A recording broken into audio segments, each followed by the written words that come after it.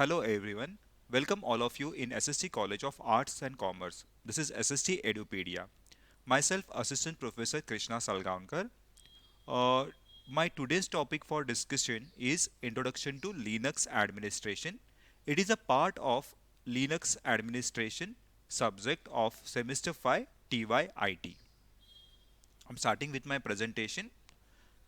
What are the topics we are going to discuss today are Linux overview, kernel responsibilities and duties of the system administrator. This is just the introduction part. We will start with Unix first because the Linux is developed with the help of Unix only, based on Unix. So what is a Unix? Unix is an operating system. It is a stable multi-user multitasking system for server, desktop and laptops. Have a graphical user interface. uh, you are already aware of operating system. Operating system helps us to interact with your computer, that is computer hardware. It is done with the help of graphical user interface. Means if you see you have a desktop. On the desktop you can see different icons. That means you have a graphical user interface and you have to interact with your computer with the help of that interface. In case of mobile also, if you see the operating system is Android and it you provides you all the icons, touch screen. When you touch the icon it opens. So all that sort of things which we are interacting graphically with the computer or mobile is called as a graphical user interface. The most popular varieties of Unix are Sun Solaris, GNU Linux, and Mac OS X. These are the most popular varieties of Unix. Uh, we will see little more about Unix operating system. Unix operating system is made up of three parts, that is kernel, shell, and the programs. The kernel of the Unix is a hub of the operating system. We will see what is a kernel little detail in afterwards. The shell acts as an interface between the user and the kernel. And last one are programs, interface which allows user to perform the task in ease. It, the tasks are provided perform with the ease. Now I'm coming towards the Linux. Four main parts of the Linux system are the Linux kernel, the GNU utilities, a graphical desktop environment, and application for software. These are the four main parts of the Linux operating system. So you have to remember kernel, utilities, okay, graphical desktop environment, and application software. Uh, this is a diagram where I have showed that your kernel is in between your hardware and application. So through the kernel, your applications are interacting with your hardware. Okay, and you can see the shell, kernel, all these things are there. Now I have showed users also.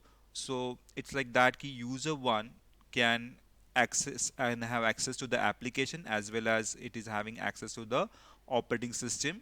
But user 2 and user up to user n are having only access to the operating system. So based on what sort of permissions you have, there are different users. So some users are administrator and some users are general users.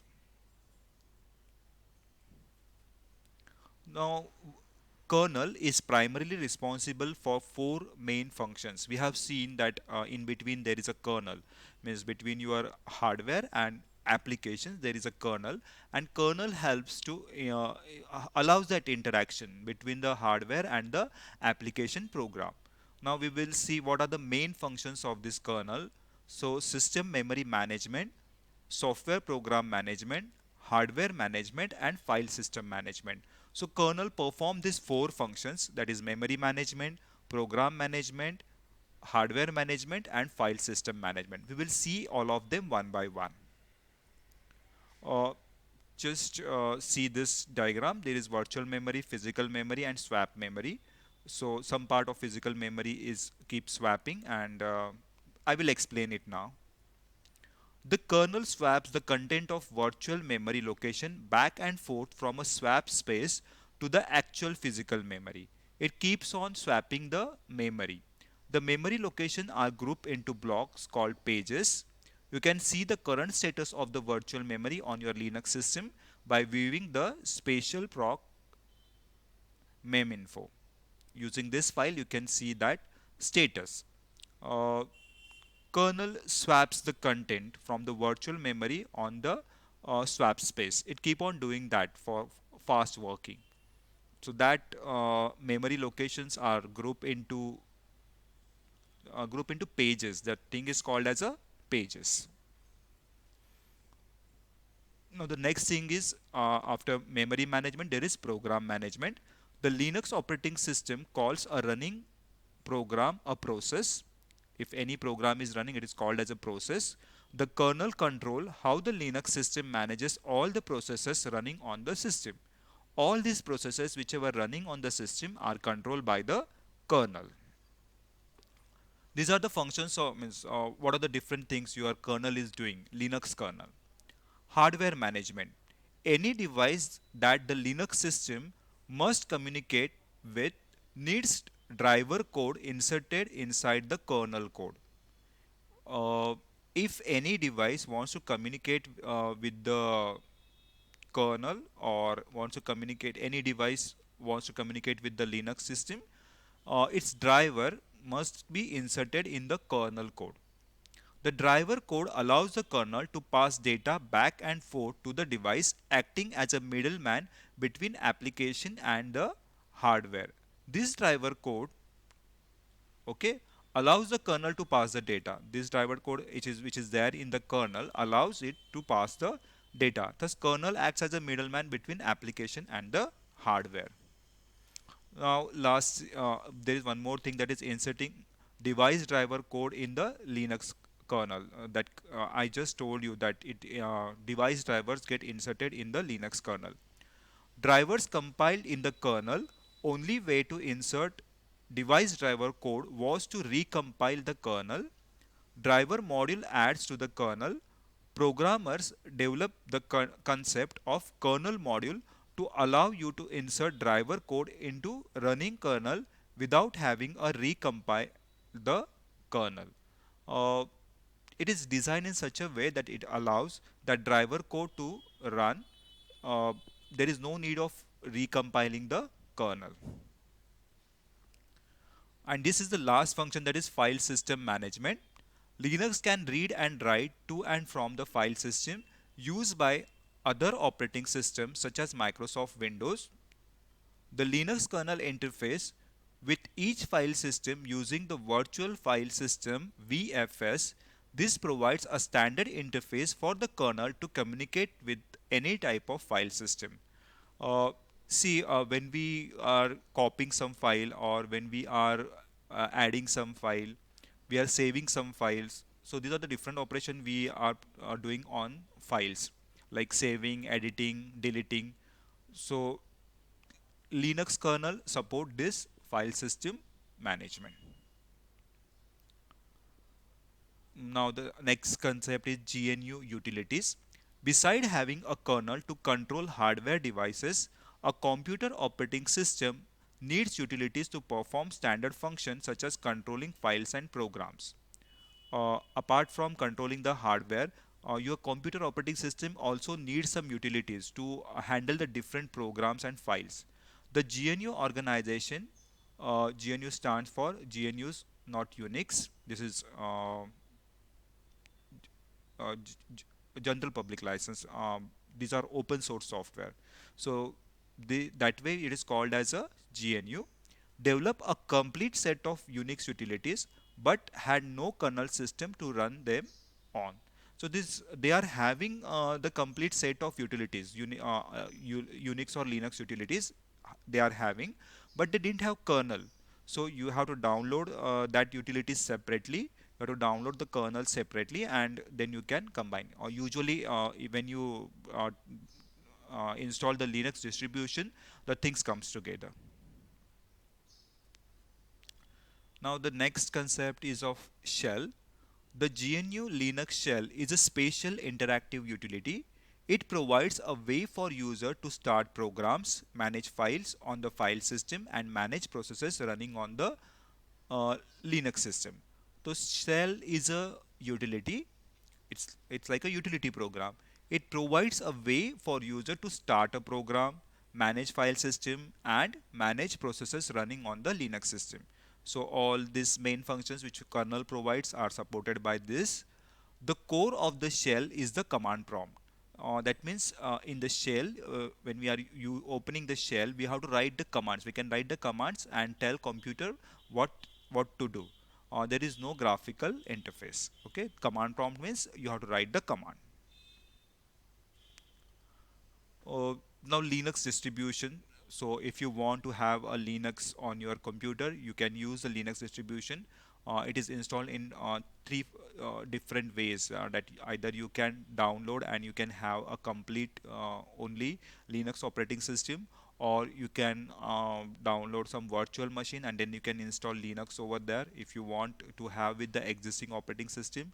And the last, you can have a bootable pen drive and you can use Linux through that bootable pen drive also. Full core Linux distribution contains a kernel, one or more graphical desktop environments. It provides one-stop shopping for a complete Linux installation. So this is full core Linux distribution. Specialized distribution, uh, auto configuring common hardware devices. It is used for auto configuring common hardware devices.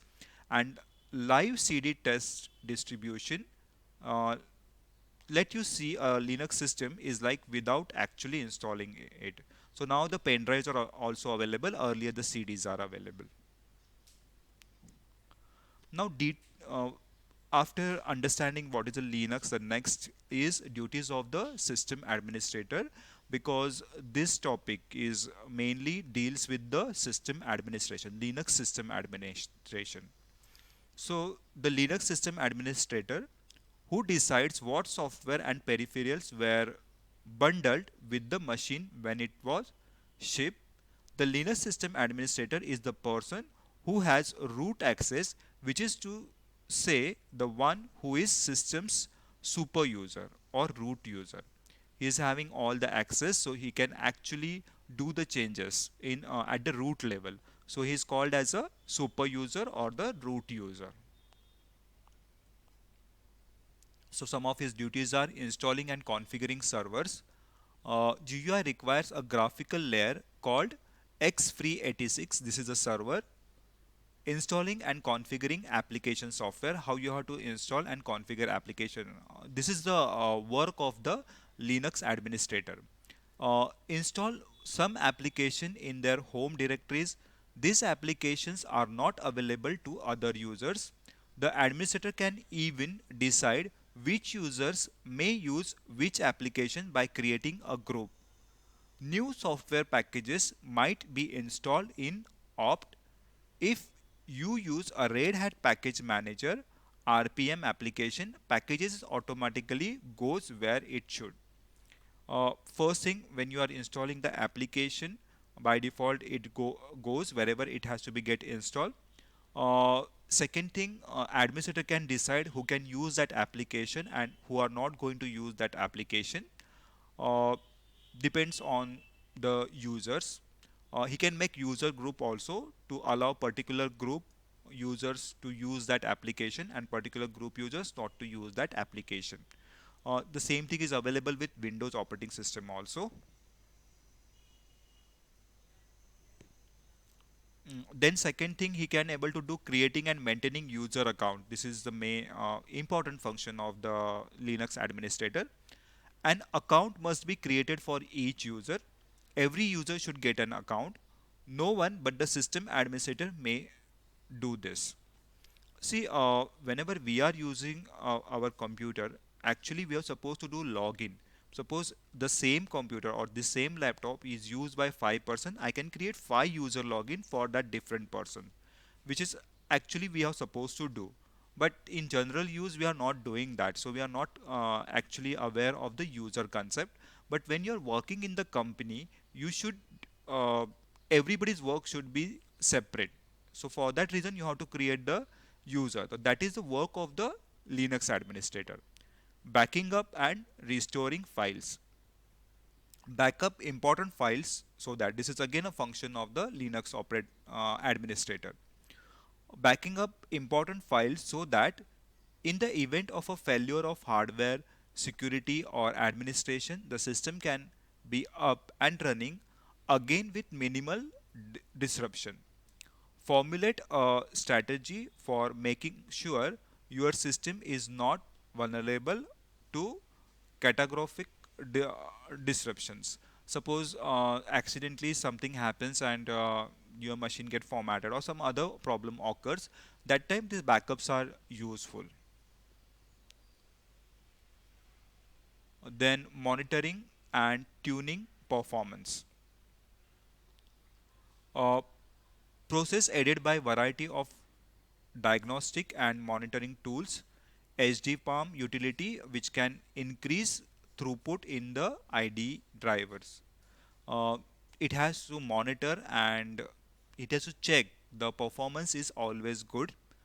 Configuring a secure system, it is the security of the computer and data integrity using tools to monitor security. If there is a vulnerability in the system, they will find it. Best security tool is making sure that whenever a security advisory is issued, you download and install the repair packages. So uh, the user administrator has to always keep a look on what are the security tools are provided online. If you find the updates, he has to download and he has to install. He has to check whether the configuration is secure or not. So these are the different functions, these are the different duties of the system Linux system administrator.